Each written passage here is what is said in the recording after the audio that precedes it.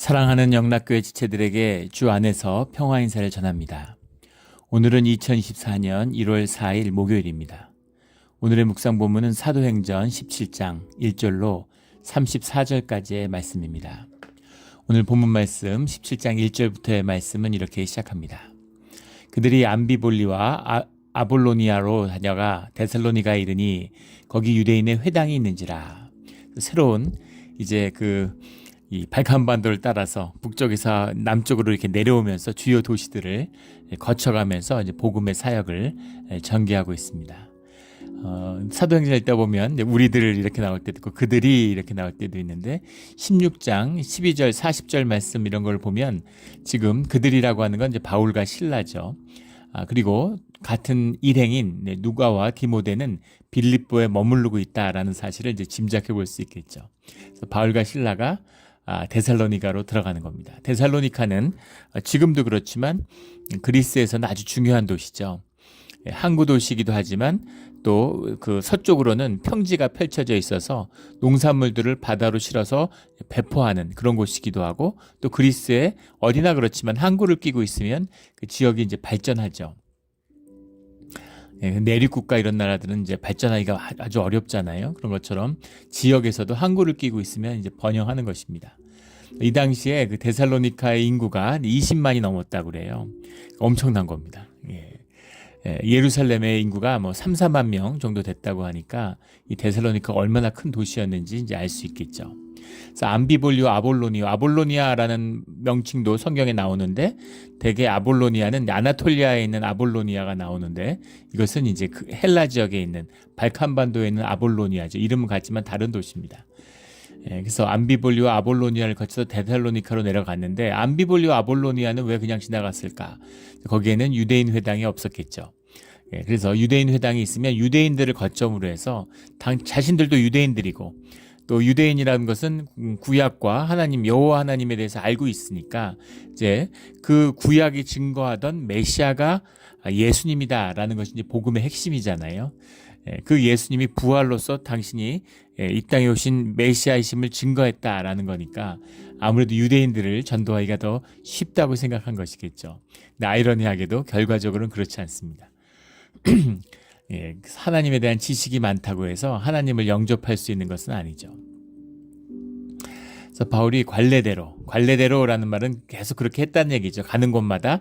근데 바울은 그 시대에 최고의 그 율법학자입니다. 그러니까 유대인들을 만나서 얘기하고 또 이방인의 회당에 가서 이야기하면 아마 이 뭐 율법과 성경의 지식으로는 이 바울을 당할 자가 없는 거죠. 힐렐이라고 하는 탈무드의 저자라고 알려지는 가장 그 위대한 랍비라고 그러죠. 그 힐렐의 이제 그 수제자가 가말리엘인데, 가말리엘의 수제자가 바울이에요. 그러니까 바울이 얼마나 율법에 정통한 사람인가. 바울을 불러서 주님이 이 복음을, 예수 그리스도의 말씀을 선포하게 했으니까 이제 구약과 신약을 통합하는 그 브릿지로서 쓰임을 받은 것이죠. 그러니까 바울이 이제 또 본인이 공회원이었고 또 본인이 뭐 랍비고 이러니까 회당에 가면 아마 고향에 온 것 같은 편안함이 있었을 겁니다. 거기 가가지고 성경을 가지고서 이제 강론을 하고 말씀을 풀면서 너희들이 알고 있는, 너희들이 찾고 있는 그 말씀의 주인공이 바로 예수님이다라는 걸 이제 전하고 있는 것이죠. 예수가 곧 그리스도라라는 그 뜻을 풀어서 성경을 가지고 강론하며, 다들 성경에 대해서 배우고 싶고, 요즘이 아니죠. 요즘처럼 뭐 유튜브 뒤지면 수십만 개의 설교가 있고 이런 시대가 아닙니다. 그러니까 이 말씀이라는 것도, 이 성경을 누구나 집에서 읽고 묵상한다는 건 꿈도 못 꿔요. 중세에도 그랬습니다. 성경이라는 건 그 마을에 교회에 하나 있는 거예요. 주일날 그걸 읽어주는 겁니다. 대부분 글을 못 읽어요. 책도 없지만 책이 심지어 종교 개혁 시기에도 성경이 그 근대적인 인쇄, 구텐베르그의 활자가 나와서 완전히 인쇄에 대한 그 문명의 전환이 있기 전까지는 필사를 하는데, 필사도 어렵지만 그 양피지에다가 쓰는 거잖아요. 보통 어려운 일이 아닌 겁니다. 그래서 집 5채, 15채 이런 가격이었다고 해요. 예. 아파트 5채, 10채의 가격에 성경을 갖고 있는 사람이 물론 귀족, 뭐 왕이나 이런 사람들이나 갖고 있을 수 있는 것이고 교회에 하나 있는 것이죠. 그것을 읽어주는 것이 우리가 주일 예배에 나오는 설교의 시작입니다. 말씀을 읽는 거예요. 그래서 그렇게 듣는 겁니다. 근데 들어도 무슨 말인지 잘 모르니까 좀 이제 그 강론을 해야 되는 거지. 해설을 이제 곁들여야 되는 거죠. 무슨 말인지 풀어서 이제 이야기를 해줘야 되는 거죠. 그런 것이었다는 겁니다. 그래서 그 예수가 그리스도라는 복음을 이 데살로니카에 있는 회당에 가서 전하고 있는 거죠. 예. 그 중에 어떤 사람, 꼭 경건한 헬라인의 큰 무리와, 경건한 헬라인이라고 하는 것은 여호와 하나님 또 성경의 가르침에 관심을 가지고 하나님을 받아들이지만, 그 가르침을 받아들이지만 그렇다고 할례를 받고 유대인이 되는 것은 되지는 않은 그런 사람을 경건한 헬라인이라고 그러는 것이죠.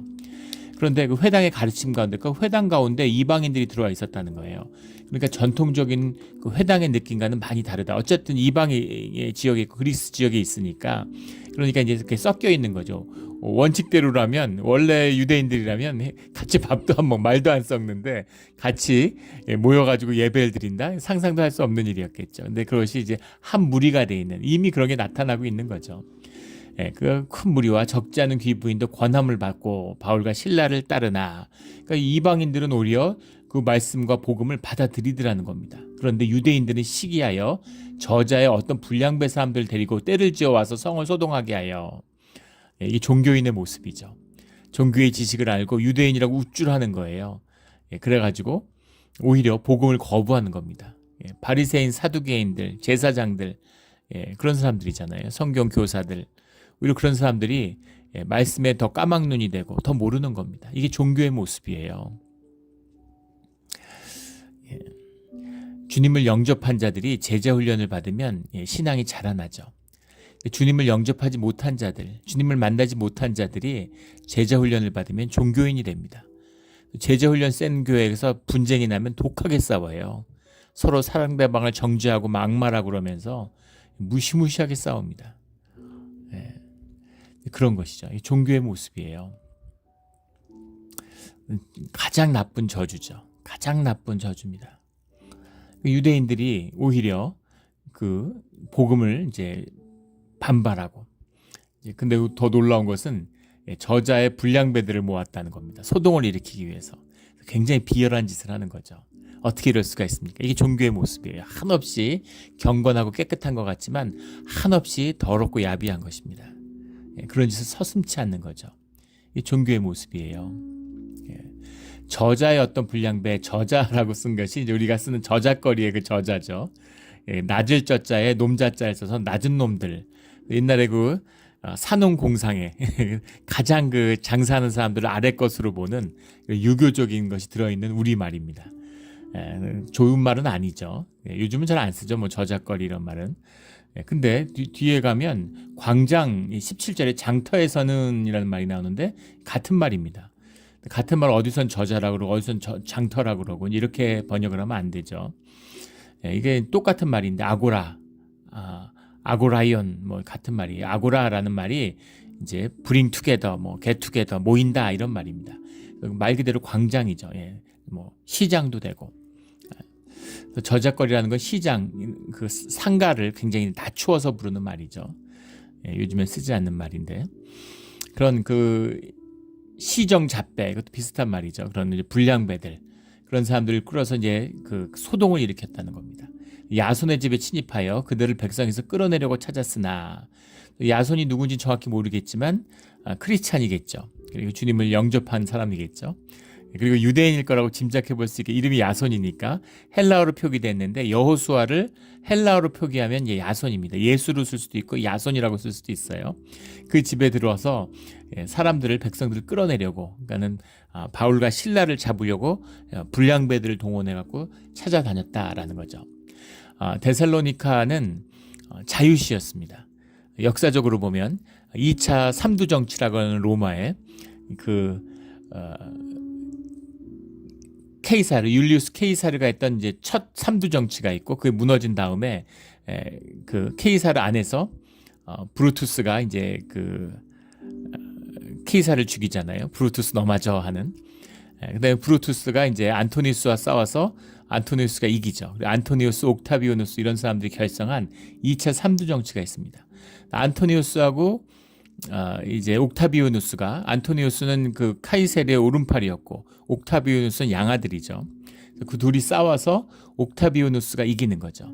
근데 그 전쟁이 그 이제 그리스에서 벌어지고 뭐 이제 뭐 팔레스타인으로 옮겨가서 나중에 이집트까지 가서 싸우죠. 애굽까지 가서 싸우게 되는데 그 헬라에서 싸울 때 그때 데살로니카시가 옥타비아누스 편을 듭니다. 그런데 이제 옥타비아누스가 아우구스투스 황제가 되죠.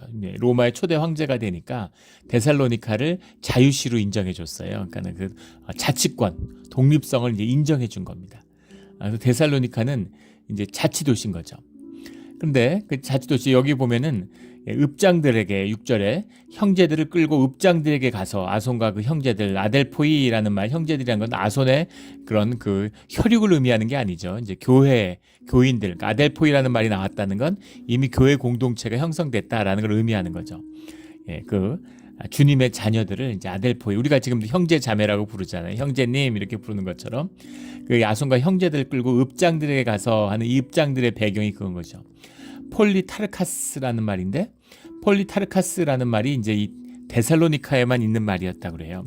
역사적으로도 기록에 많이 남아 있습니다.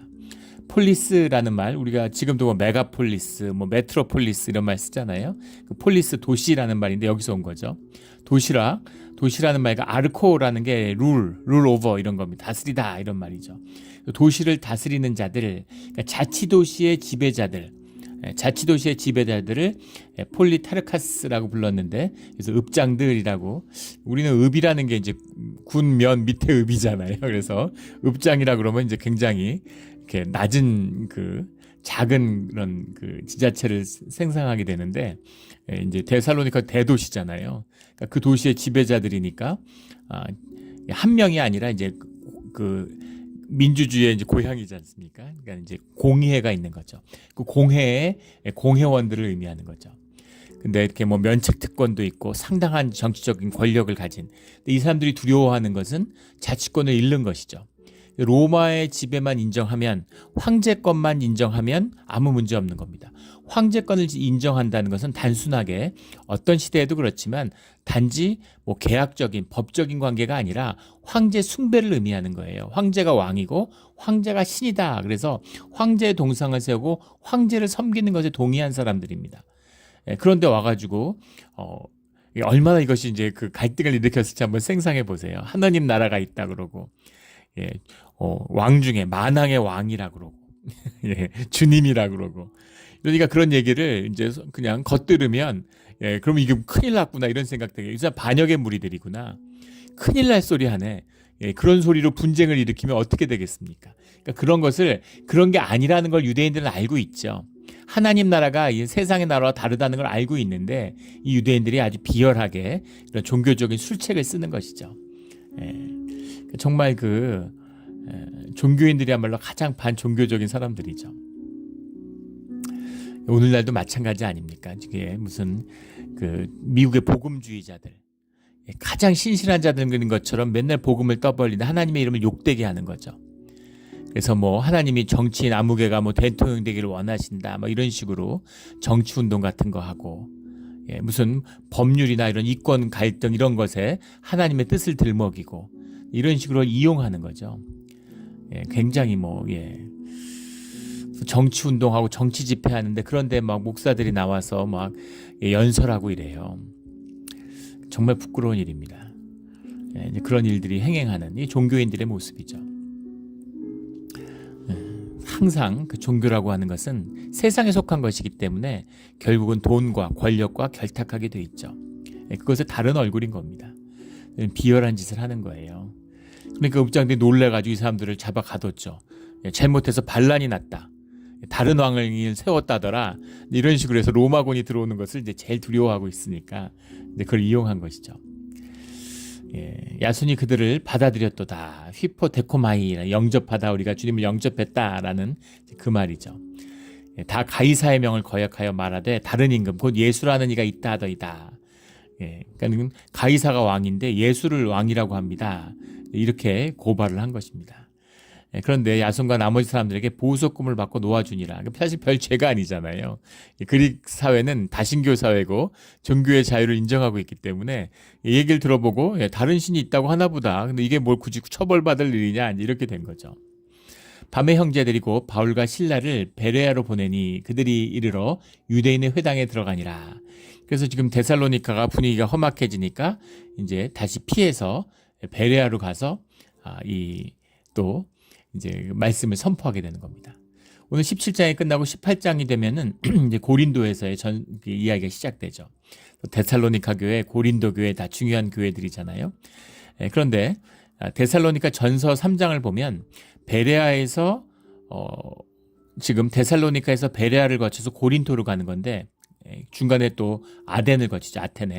아테네, 고린토 이런 식으로 쭉 주요 도시를 내려가는데 실라는 마게도니아로 갔고 디모데는 데살로니가로 가고 바울은 이제 고린도로 가고 이렇게 흩어졌다는 사실을 보게 되죠.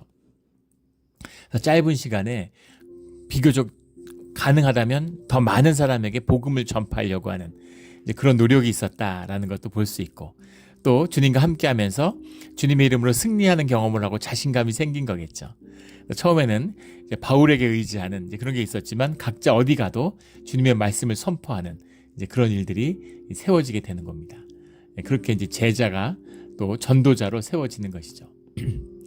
전도자로 세워지는 가장 좋은 방법은 전도를 하는 것이에요. 전도라는 것이 뭐 무슨 교리를 설득하는 게 전도인 줄 압니다. 전혀 아니죠. 주님의 기도하고 주님의 뜻 가운데서 복음을 그냥 전하는 거예요. 그래서 받아들이면 받는 것이고 아니면 아닌 것입니다. 그것을 열매 맺게 하는 분은 오직 성령 하나님이신 거죠. 그것이 전도입니다. 우리 내 신앙이 나에게 진짜라면 전도를 하게 돼 있어요. 우리 진짜 살아있는 신앙 가운데 지금 전도가 사라졌죠. 요새 전도하는 사람 보셨습니까? 전도가 없어요. 거짓 종교. 교회 다닌다고 하는데 종교 생활하고 복음이 내 생명이 되지 못하니까 종교는 이원하잖아요. 가짜니까. 가짜 생활 20년 30년 했는데 내 생명에 아무런 구원이 없으니까 그러니까 전도가 없는 것이죠. 이게 오늘날 교회의 모습입니다. 우리 진짜 교회가 회복돼서 진짜 복음이 살아나서 우리의 생명을 증거하는 전도자로 세워지기를 주의 이름으로 축원합니다. 11절에 베레아에 있는 사람들은 데살로니카에 있는 사람들보다 더 너그러워서라는 게 유게네스라는 건데 유게네스라는 말이 귀족이다, 뭐 신사다, 뭐라고 해야 되나요? 그런 의미입니다. 귀족 같다 이런 말이에요. 유게네스 귀족이란 말에서 온 말인데 그러니까 베레아에 있는 사람들이 데살로니카에 있는 사람들보다 더 신분이 높았다 이런 뜻은 아니고 여기 너그럽다라는 표현도 좀 이상합니다. 어쨌든 그 사람들이 이제 굉장히 젠틀한 거죠. 그래서 젠틀하다는 말도 아니고 뭐라고 해야 열려 있다고 해야 될까요? 말랑말랑하다. 정확히 얘기하면 말랑말랑한 것이죠. 사람들이 경직돼 있고 의식 같은데 이렇게 묶여 있고 이런 게 아니라 사람들이 말랑말랑한 거예요. 부드러운 거죠. 부드럽다가 좋겠네요. 데살로니카 사람들은 훨씬 더 부드러운 거죠. 그래서 간절한 마음으로 사람이 의식이 이렇게 부드러우면은 그러면 마음이 살아나죠. 마흔이 넘으면 의식이 약해지기 때문에 사람이 부드러워져요. 나이 들면 사람들이 부드러워져야 됩니다.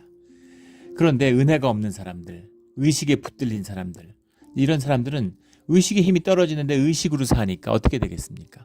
점점 더 인색해지고 점점 더 이렇게 경직되고 쪼잔해지고 잔소리 많아지고 막 짜지고 우리 남편들 보면 알잖아요. 중년의 남편이 되면 중년의 남편이 제대로 인생을 살았으면 부드럽고 너그럽고 그런 사람이 돼야 따뜻한 사람이 돼야 됩니다. 근데 그렇게 될 리가 없죠. 신앙인들만이 자기의 영을 다스리고 마음밭을 가꾸는 사람들이 이제 그런 축복을 누리게 되는 거예요. 그렇지 않으면 나이 든 사람하고 남편이 들수록 점점 더 힘들어지는 거죠. 점점 더 쪼잔해지고 점점 잔소리 많고 점점 인색해지고 이렇게 되는 거죠. 마음이 말랑말랑해져야 됩니다. 그래야 주님의 말씀이 들어갈 자리가 있어요. 그래야 심령이 살아나는 것입니다. 우리 더없이 마시멜로처럼 말랑말랑한 그런 마음을 가진 주의 자녀들이 되기를 주의 이름으로 축원합니다. 교회도 그렇죠. 신앙이 없는데 교회 계속 다니면서 종교 생활하면 점점 더 딱딱해집니다. 목이 고다지고 막 세상에 그런 의인들이 없어요. 그래서 막 율법학자가 돼가지고 뭐 법이 어떻고 뭐 이제 우리 교회는 그런 게 싹 사라졌는데 처음 왔을 때는 신기했습니다. 보통 교회에 헌법책을 목사만 갖고 있든가 아니면 갖고 있어도 뭐 장로님들 갖고 있은 정도죠. 그런데 뭐 교인들 서리 집사들도 헌법책을 다 가지고 있어요. 그래서 그냥 법이 어떻고 뭐 무슨 교회가 법정 같은 뭐 한 14년 교회 10여 년 동안 교회에서 분쟁이 있었으니까 다 뭐 또 뭐 고소 고발 사건이 그러다 보니까 다 법 전문가들이 돼 있는 거죠. 그래서 교회법이 뭔지를 이제 전혀 이해 못하면서 법조항이 이렇고 이제 세상법처럼 생각하는 거예요. 법이 이렇게 돼 있고 저렇게 돼 있고 하고 자의적으로 해석하고 그런 것들을 보면서 되게 슬프면서도 좀 웃겼던 우픈 거죠. 그랬던 기억이 있습니다. 그래서 딱딱한 거죠. 경직된 거예요. 교리적으로 되는 거죠. 이게 종교의 모습입니다. 말랑말랑해지면 그러면 이제 주님의 말씀이 들리기 시작하는 거죠. 그래서 마음으로 말씀을 받고 이 중요한 말씀이죠. 마음으로 말씀을 받아야 되는 거죠.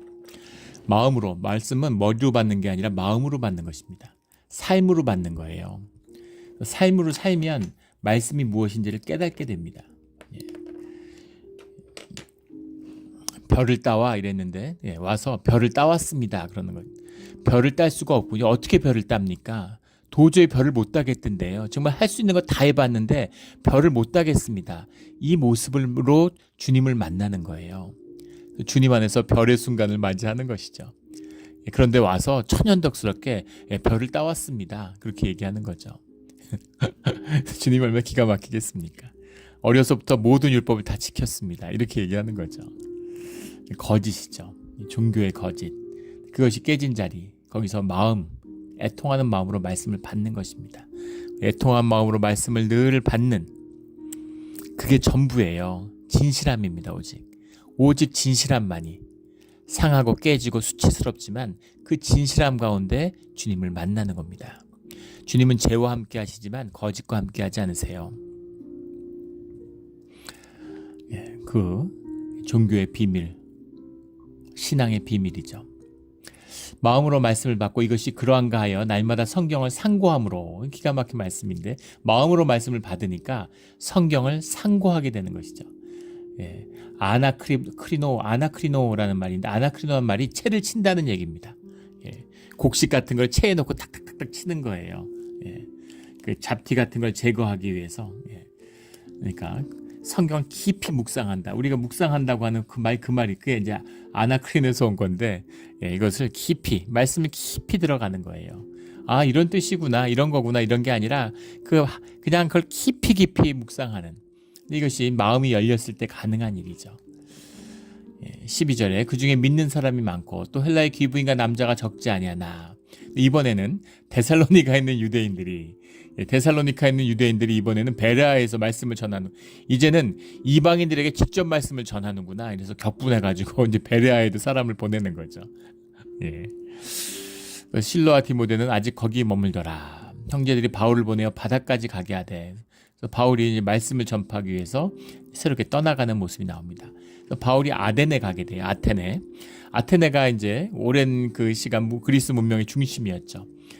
그 파르테논 신전이 있었고, 아테네 신을 섬기니까 이제 아테네가 됐겠죠. 그 이름에서. 그래서 파르테논 신전이 있습니다. 지금도 남아 있죠. 기둥만 남아 있긴 하지만 그런 이제 아테네로 가게 되는 지식의 고향, 그 모든 그리스 철학의 시작이 이루어진 곳이죠. 그곳에 갔는데 거기가 우상이 가득한 거예요. 그것을 보고 마음에 격분하여, 다신교고 온갖 신상들이 많으니까 이제 그것을 보고 바울이 이제 마음에 애통함이 있는 것이죠. 17절에 회당에서는 유대인과 경건한 사람들과 또 장터에서는 날마다 만나는 사람들과 별로나니. 예전에 회당에서만 주로 했는데 전도하면서 하나님의 뜻이 이방인들을 향해서 어떻게 역사하시는지를 아니까 이제는 장터에 가서, 아고라죠, 장터에 가가지고 날마다 만나는 사람들하고 이야기를 하는 겁니다. 근데 아나톨리아 지방에 있는 다소에서 자랐잖아요, 태어나서. 그러니까 헬라어를 구사하죠. 헬라어도 하고 거기다가 아람어도 하고 라틴어도 알았겠죠. 그러니까 또 이 히브리어도 하고 본인이 경건한 유대인 중에 유대인이다. 그 말은 히브리어를 할 줄 안다는 말입니다. 예, 그러니까는 이제 4개국어를 할 줄 아는 거죠. 예, 그리고 이제 학문적 지식이 높고 이러니까 이방인들과 또 유대인들과 경건한 사람들과 계속해서 이제 변론을 하는 겁니다. 예, 이 아데네에서의 사역의 이 함정은 변론에 있는 거죠. 18절에 어떤 에피크로스와 스토아 철학자들도 바울과 쟁론할세. 에피크로스라는 게 이제 쾌락주의라고 보통 번역을 하는데, 아탈라식스라는 걸 이제 최고의 완성으로 보죠. 근데 이것은 이제 쾌락이라고 번역을 보통 하는데, 이제 평강이라고 해야 맞습니다. 우리가 마음에 평강을 주세요 하는 그 평강이죠. 육체 쾌락이라고 하면 뭔가 육체적인 어떤 정욕 그런 걸 채우는 것을 이제 의미하잖아요. 일반적으로는. 근데 이 쾌락주의 에피크로스라는 이제 그 철학자 이름을 딴 것이지만, 그것은 이제 마음의 평강을 원하는 겁니다. 핵심은 뭐냐면 우연성이에요. 삶의 우연성을 얘기하는 겁니다. 모든 삶의 어떤 목적이라든가 어떤 초월적인 어떤 주지하는 힘 같은 걸 거부하고 삶의 우연성을 받아들이는 겁니다. 그렇기 때문에 그 모든 현상적인 우연성 가운데서 유지되는 마음의 평강, 행복이죠. 행복하게 사는 것이 가장 삶의 가치다, 이렇게 얘기하는 것이고, 스토아주의라는 건 정반대죠. 스토아주의는 이성 중심주의입니다. 원리적인, 섭리적인, 초월적인 이성이라는 것이 그 사회 가운데 구현돼 가고 있다라는 겁니다. 그래서 그 초월적인 이성을 갖고 있는 인간도 신성을 가지고 있는 것이죠. 그래서 그 섭리를 이해하는, 이성 중심이죠. 섭리를 이해하는, 그 원리를 이해하는 그 이성이 인간성의 중심이고, 또 그것을 완성시켜 가는 것이 삶의 완성이다. 그렇게 보는 거예요. 스토아주의라고 하는 것은 이제 이 사실은 에피크로스와 스토아의 이 흐름이 이제 서양의 철학이나 사조에 계속 함께 가고 있는 겁니다. 계속 두 개가 이제 같이 가고 있어요. 마음이냐, 머리냐, 가슴이냐, 이성이냐, 마음이냐, 심령이냐, 이제 그 얘기인 거죠. 시몬이냐, 그 얘기죠. 우리 뭐 복잡한 얘기 안 해도 우리 몸에 있는 자연스러운 두 측면을 표현하고 있는 거잖아요. 예. 그런데 이제 복음은 무엇입니까? 그 두 개가 하나라는 거죠. 두 측면을 얘기하는 것이지 두 개의 본질은 하나라는 겁니다. 근데 그 그리스 철학의 본질은 듀얼리즘이죠. 이원론입니다. 두 개라는 거예요. 전혀 다른 근거에 있다는 거죠. 영과 육이 다른 것이다. 근데 진실은 무엇이냐면, 우리 몸의 진실은 무엇이냐면 영과 육이 하나라는 거죠. 예, 근데 이제 이런 것을 이제 바울이 뭐 그리스 철학도 잘 알고 있었겠죠. 잘하면서 그걸 배웠을 테니까. 예, 물론 그 교리적인 율법도 배웠지만, 모세 율법도 배웠지만, 그러니까 서로 이제 토론이 되는 거죠. 사실 바울이 반가웠을 거예요. 예. 그래서 이렇게 이야기를 하는. 제가 원래 동양 철학을 공부했는데 이제 뭐 중국하고 일본에도 이제 가서 공부할 기회가 있고 그랬습니다. 나름대로 자부심을 갖고 열심히 공부했는데, 제가 이제 미국에 와서 그 뉴욕에 있는 대학에 있을 때 그 세미나를 하는데, 거기서 이제 처음에 거기서 이제 교회 다니고 복음을 영접하니까 아무 생각이 없어요. 삶의 균형이 완전히 무너진 거죠. 전도하는 것밖에 관심이 없는 겁니다. 만나는 사람마다 예수 믿고 교회 나오라고 그렇게 붙들고 이제 이야기를 했어요. 지금은 그것이 이제 기도하고 주님의 뜻 가운데 이루어지는 거라는 걸 알기 때문에 이제 그렇지 않은데, 그때는 막 내 열심으로 내가 막 설득해서 어떻게든 교회 끌고 나올, 내가 좋으니까 이거를 지금 한번 맛을 보라고 어떻게든 교회 데리고 오려고 무리수를 많이 썼죠. 근데 이제 그 세미나를 하는데 뭐 박사과정 세미나 교수들도 여러 명 들어와 있고 이렇게 하는 상당히 이제 수준이 있는 세미나입니다. 그런데 이제 거기 가서 이렇게 보는데 미국 사람을 전도가 뭔지 몰랐던 거죠. 그러니까 교리를 가르쳐 주는 건 줄 알았어요. 그러니까 영어로 전도할 엄두가 안 나는 겁니다. 영어로는 미국 사람은 전도하기가 어렵게 했으니까, 저 한국 사람이니까. 근데 그때 뭐 마하야나 부디즘 뭐 이런 거 세미나였는데, 거기 한국인 분이 한 분 계신 거예요. 딱 보면 알지 않습니까? 그래서 가서 우리 세미나 끝나고 저도 한국에서 왔다 이러면서 이제 한국 분이니까 같이 점심 드시겠냐고, 이래서 이제 전도를 하려고 데려간 거죠. 그래서 교회 다니시냐고 이렇게 이제 시작하는 거잖아요. 혹시 교회 다니세요? 밤좀 먹다가 물어보니까 그분이 웃으시면서, 아니 무슨 우리 마하야나 부디즘 세미나하고 이런 사람이, 불교를 공부하는 사람이 무슨 교회 다니냐 이런 걸 물어보냐고. 근데 그 순간에 뭔가 마음에 스파크 같은 게 일었어요. 이 사람을 만나기 위해서 내가 그 세미나를 들었구나. 나름대로 소명처럼. 그래서 전도를 시작했습니다.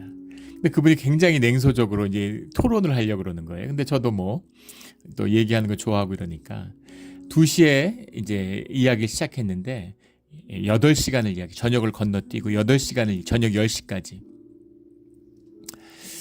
저녁 10시가 돼서 이제 그 가게 문을 닫을 때가 다 됐는데 예, 그분 얼굴이 환하게 빛나더라고요. 얼굴이 반짝반짝하고 눈도 반짝반짝, 얼굴이 환해지면서 미소를 지으면서 정말 예수를 믿는 거는 좋은 일이고 기쁜 일이고 감사한 일인 것 같다고 그렇게 얘기를 하세요. 그래서 마음이 얼마나 좋았겠습니까? 진짜 이제 성공했나 보다 이렇게. 근데 그분이 이제 신학교 교수님이었어요. 그 세미나를 하는 제 이제 지도 교수와 같은 이제 지도를 받았던 분인데, 이제 그 뉴저지에 있는 신학교의 교수님이셨는데, 그 8시간을 토론했더니 이제 본인이 신학교 교수라고 그러시면서 저보고 신학을 하라고 그러시는 거예요. 그래서 무슨 신학을 하냐고. 그때는 뭐 엄두도 안 났죠. 근데 그때부터 이제 한 학기 내내 매주 만날 때마다 신학교를 가라고 계속 저를 설득했습니다. 걔가 이제 목회자가 되게 된 시작이었죠. 근데 지나고 나서 보면 이제 복음은 물론 하나님의 인도하심을 하나님이 만나게 하셨다고 믿습니다. 그러나 전도는 설득이 아니죠. 또 뭐 교리를 학습하는 게 아니에요. 그래서 사람들하고 변론을 했다. 에피쿠로스와 스토학자들하고 아무리 변론을 해서 논리적으로 이겨도 그들이 주님을 영접하는 것은 아니죠. 그래서 사실 토론할 필요가 없습니다. 뭐 교리적으로 설득할 필요도 없어요. 말씀을 선포하고 안 받으면 먼지를 털고 나오는 겁니다. 어떤 사람은 이르되 이 말쟁이가 무슨 말을 하고자 하느냐. 스페르몰 로고스라는 건데, 스페르몰 모고스, 말쟁이는 원래는 그 모이를 쫓는 그 새들을 의미하는 것이었다 그러죠. 로고스라는 게 말이잖아요. 그 스페르몰이라는 게 이제 말을 먹는 새다 이런 말이죠. 그러니까 이제 수다쟁이처럼 말 잘하는 사람이 말꾼이구나, 말을 어떻게 이렇게 잘해 뭐 이런 거죠. 주님을 변증했는데 말 잘한다는 소리 들으면 되겠습니까? 이방 신들을 전하는 사람인가 보다 하니 이는 바울이 예수와 부활을 전하기 때문이로라.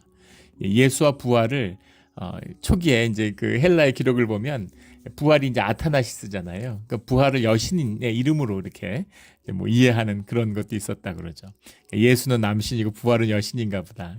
완전히 이제 다신교와 우상숭배에 빠져 있으니까 그 변론이라는 게 의미가 없다는 걸 볼 수 있죠. 그를 붙들어 아레오바고로 가며 말하기를, 아레오바고라는 건 법정, 평의회죠. 종교 재판을 하는. 그러니까 예루살렘의 공의회하고 비슷한 것입니다. 근데 그곳으로 가면서 새로운 가르침이 무엇인지 우리가 알 수 있겠느냐. 이 사람들은 지식으로 사는 사람이니까. 유럽에서는 프랑스 사람들이 좀 이렇습니다. 옛날에 아테네 사람처럼 프랑스가 이제 현대 철학의 고향이죠. 현대 철학은 다 프랑스에서 나왔어요. 그리고 프랑스 사람들이 말하는 거 무지하게 좋아합니다. 제가 영국에 유학할 때 그 여름 학기에 이제 한 여름 학기를 이제 프랑스에서 파리 6대학이라는 파리에 있는 학교에서 보냈는데, 그때 이제 저녁 이렇게 되면은 카페 같은 데 가죠. 집이 너무 좁기 때문에. 프랑스 사람 다 마찬가지예요. 집에 이제 거주 조건이 너무 열악하니까 집에 있지 않고 전부 이제 카페에 나오는 겁니다. 카페 문화가 발달했죠. 그래서 카페에서 이제 보통 밥 한 4시간 먹고 그래서 막 저녁 1시, 2시까지 이제 수다 떠는 거예요. 근데 좋은 것은 미국만 하더라도 이제 이런 그 편견이나 이런 게 굉장히 미국이 개방적인 것 같으면서도 어떻게 보면 병든 사회죠. 미국에서 영어를 하면 2마디만 하면 불편한 기색이 느껴집니다. 이 사람이 네이티브 아니구나, 영어가 완전하지 않구나, 그러면 하면 굉장히 불편해져요. 그리고 벌써 표정 자체에서 이제 그런 게 느껴지죠. 차별 같은 게. 근데 유럽에서는 그렇지 않습니다. 영국에서도 영어를 하면 독일 사람이 영어하면 영국 사람이 우리 꿀리는 거죠. 독일어를 내가 모르니까 저 사람이 영어를 하는 거니까. 이런 평등 정신 같은 게 있죠. 그래서 이제 얼마든지 토론이 가능하죠. 그래서 굉장히 좋습니다. 행복한 기억이죠. 근데 문제는 뭐냐면 말하는 걸 엄청 좋아하고, 그러니까 지식이 발달하고 논리가 발달하고 구조주의 같은 거 뭐 온갖 그 근대 철학들이 전부 프랑스에서 나왔죠. 뭐 푸코니 뭐 들레즈니 이런 사람들, 그런 사람들, 일반 사람들이 그런 책을 읽습니다. 현대 철학의 책들, 한국에서는 정말 500권도 안 팔리는 책들이 밀리언셀러를 기록하는 게 프랑스예요. 예. 그러니까 얼마나 그 말을 막 그렇게 말을 하고 이렇게 얘기하는 걸 좋아하는데, 그러니까 와서 신기한 얘기, 새로운 얘기를 하니까 번뜩한 거죠. 그래서 막 이 사람 저 사람 와서 얘기 좀 해줘. 그 새로운 신에 대해서 좀 얘기를 해줘. 막 논쟁을 하고 그 논리와 말을 즐기는 거예요. 예, 가장 새로운 것을 말하고 듣는 것 이외에 달리 시간을 쓰지 않습니다. 아덴 사람들은. 예. 그러니까 막 번쩍해서 너무 신나는 거죠. 그래서 와, 해봐 막 이러는 거죠. 그러나 그것이 아무것도 아니었다는 겁니다. 23절에 내가 보다가 알지 못하는 신이라고 새긴 단도 보았으니 실제 있었다고 그러죠. 그 유적으로도 남아 있다고 그럽니다. 알지 못하는 신과 신을 하다가 뭔가 있는데, 그래서 그 신들에게 알지 못하는 그것으로 해서 내가 너희에게 알게 하리라. 그 이제 그런 그 보이지 않는 하나님, 초월적인 하나님에 대해서 이제 말씀을 선포하는 것이 24절부터 27절까지 나옵니다. 초월적이지만 동시에 우리와 함께 하시는, 내재하시는, 외재하지만 내재하시는 그 주님의 실제를 이제 증거했다, 변론했다라는 겁니다. 그래서 28절에 가면 우리가 그를 힘입어 살며 기동하며 존재하느니라. 모든 것을 창조하신 하나님이지만 동시에 우리와 함께 살아가는 하나님이시다라는 거죠. 그리고 30절에 알지 못하던 시대에는 하나님이 간과하셨거니와 이제는 어디든지 사람에게 다 명하사 회개하라 하셨으니, 관가하셨거나 히페리돈이라는 말인데 보지 않았다. 주님이 침묵하신, 주님의 침묵을 말하는 거죠. 너희가 알지 못할 때는, 그럴 때는 주님을 몰랐지만 이제는 주님이 말씀이 너희에게 선포되지 않느냐, 주님을 알지 않느냐, 이제 그런 말씀을 하는 겁니다. 그런데 32절에 그들이 죽은 자의 부활을 듣고 어떤 사람은 조롱도 하고 어떤 사람은 이 일에 대하여 내 말을 다시 듣겠다 하니, 신기하니까 그 말을 더 깊이 이해하고 싶은 사람도 있고, 어떤 사람 조롱도 하고 말도 안 되는 소리를 하네. 그 무슨 어떻게 창조주 하나님이, 스토아주의라는 것도 범신론이잖아요. 이성중심이라고 해서 이성주의는 아니죠. 어디나 신이 있다. 어떤 섭리적인 원리적인 신을 이야기하는 거죠. 그런데 그 하나님이 나에게 이야기하고 나하고 교제한다고, 심지어 나한테 내주한다고, 말도 안 되는 소리 하지만 이런 사람도 있고, 너무 신기하고, 야, 다시 한번 얘기해봐. 그게 무슨 말이야? 궁금해하는 사람도 있지만 둘 다 똑같죠. 주님을 모른다는 것에서 마찬가지라는 겁니다. 하나님을 만난다는 건 우리가 말이라고 하는 수단을 쓰지만 말로 되는 게 아니죠. 절대 말로 되지 않습니다. 주님을 영접한 사람들의 특징은, 저도 마찬가지지만 기도하는 사람들이 있어요. 주변에 기도하는 사람이 있기 때문에 주님의 은혜 가운데 주님을 영접하게 되는 것입니다. 예전에도 몇 번 나눈 적이 있지만, 제가 한국에 있는 교회에서 사역할 때인데 그 교회 본당에 한 3,000명이 예배를 드리는 공간입니다. 근데 예배를 드리고 있는데 뒤에서 누가 등을 이렇게 톡톡 쳐요. 그래서 이렇게 뒤를 돌아보니까 환하게 웃는 할아버지 할머니가 앉아 있는 겁니다. 난생 처음 보는 사람들이죠. 근데 그분들이 일본 분들인데 일본 교회에서 이제 한국에 오신 거예요. 그래서 한국의 여러 큰 교회들을 다니면서 예배를 드리고 있는데 한국에 오셨다가 한국 교회가 궁금하신 거죠. 그런데 그분들이 저희 집사람이 애들 엄마가 이제 일본에 유학하고 있을 때, 처음에 유학해서 만났지만 이제 저는 일찍 들어왔고 혼자 일본에 있을 때 다니던 일본 교회가 있었는데, 근데 그 교회에 이제 장로님 부부인 겁니다. 장로님 권사님인 거죠. 근데 그분들이 그때는 연애할 때인데 제가 교회를 안 다니기 때문에 교회 다니게 해달라고 교회 중보제를 냈다는 거예요. 그러니까 제 사진을 가지고 매주 모여서 기도를 했다는 거예요. 몇 년 동안. 그러니까 저를 거기서 보고 얼굴을 알아보는 거죠. 그래서 얼마나 기뻐하는지 그 모습을 보고 굉장히 저도 놀랐습니다. 그런 거죠. 그런 거죠. 그래서 나름 열심으로, 믿음의 열심을 다했다고 생각했지만 다 은혜구나. 다 기도의 덕분이구나. 주님이 베풀어 주신 은혜와 긍휼이구나 라는 것을 깨닫게 됐습니다. 그런 거죠. 주님은 그렇게 만나는 것이죠.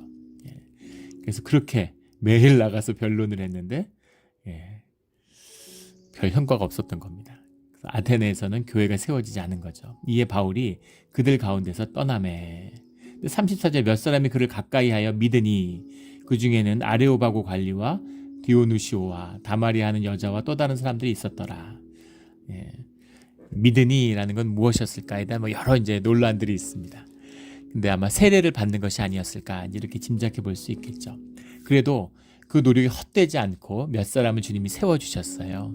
그래서 아마 용기를 북돋고 실망하지 않고 고린도로 떠나는 거죠. 하지만 바울은 많은 것을 느끼고 배웠을 겁니다. 바울의 엄청난 지혜와 엄청난 지식과 자기의 경험을 한번 크게 쓰임받고 살릴 곳, 이곳이 아테네겠구나 그랬는데 아테네에서 가장 사역이 열매가 없었던 것이죠.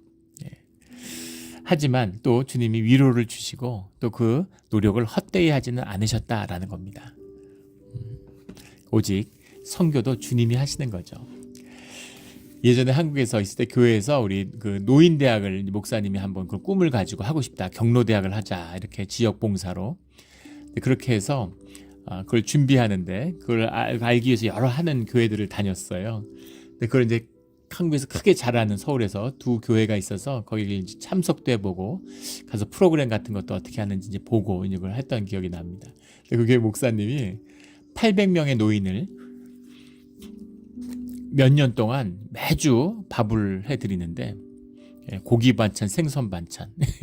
한국이 잘 살게 돼서 그런지 노인들도 이렇게 눈이 높아져서 반찬이 시원찮으면 안 옵니다.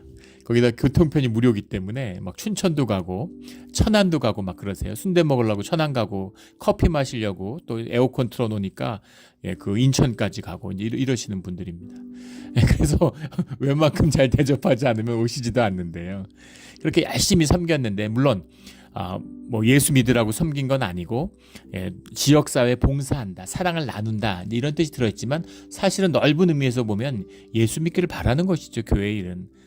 뭐 우리 교회 꼭 등록해라 이런 건 아니더라도 주님을 영접하고 주님을 믿고 주님의 사랑을 만나기를 원하는 마음에서 했는데 그렇게 몇 년을 그 800명이나 된 사람들을 먹였으니까 얼마나 그게 정성이 들어가고 봉사한 사람들은 얼마나 많으며 또 얼마나 연보를 많이 썼겠어요.